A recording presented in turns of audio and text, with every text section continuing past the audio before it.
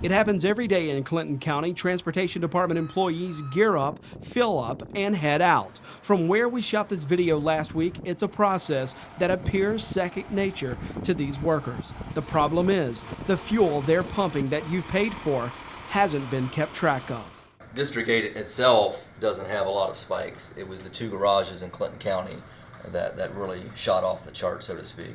Ohio Inspector General Randall Meyer opened an investigation into 2 ODOT pumps in Clinton County. Mike Lovelace manages those 2 fuel pumps. Under Lovelace's watch, DOT lost 14,765 gallons of fuel from pumps at District 8's headquarters and the 68 Outpost garage. Did you know early on in this investigation that you had a problem? Very early on, just for the amount of the fuel that was adjusted out of the system, there was a problem there. Investigators found Clinton County DOT lost thousands of gallons of fuel after an inventory last year.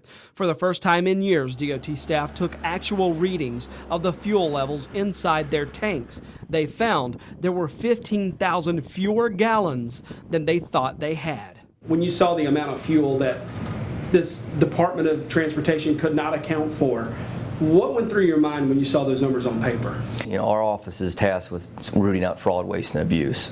So initially we wanted to see where that fuel had gone. In January, state investigators went to Clinton County DOT headquarters to talk with staffers and county manager Mike Lovelace. Lovelace took over the county in 2010. DOT records show Lovelace signed off on every inventory sheet, certifying the fuel in his records was accurate to within a tenth of a gallon. Lovelace, the Inspector General, wrote in his report, was unable to provide a reason for the discrepancies. Is there any way to tell at this point what happened to this fuel? Because of the poor record keeping, there is no way of telling what happened to that fuel. Have you all figured out where this fuel went? I think it's mainly clerical issues. Clerical issues. Yes. We went to Lovelace to ask him where the missing fuel is. Lovelace referred us to DOT headquarters for that answer.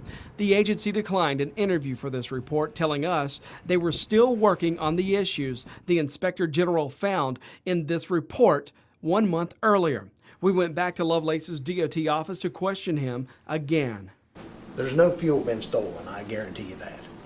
Well, the Inspector General says that they found reasonable cause to believe wrongful acts or omissions occurred, meaning they can't tell the difference of whether it was stolen or just simply unaccounted for.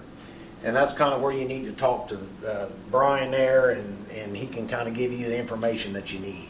The IG report went on to show Lovelace told investigators that he'd never seen the policies ODOT put in place to keep losses and thefts from happening. The same story for staffers at the county headquarters. DOT requires staff to account for fuel amounts delivered to these tanks and for every gallon used. For example, workers are supposed to use this stick to manually measure the fuel amounts inside DOT tanks. This was not happening as required. When we went to the shop this day, the evidence workers are doing this now was right there.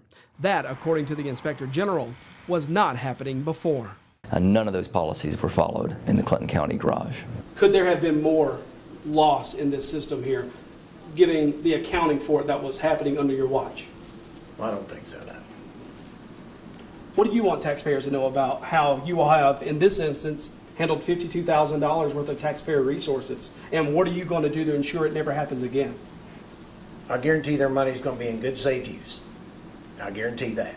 Were taxpayers taken care of with what you found in this report? Not in this instance. You know, we have $52,000 of taxpayer funds that are gone. And there's no way of recovering the fuel that is missing. Whether it was expended properly or not, we will never know. That would fill up the average driver's car over 900 times.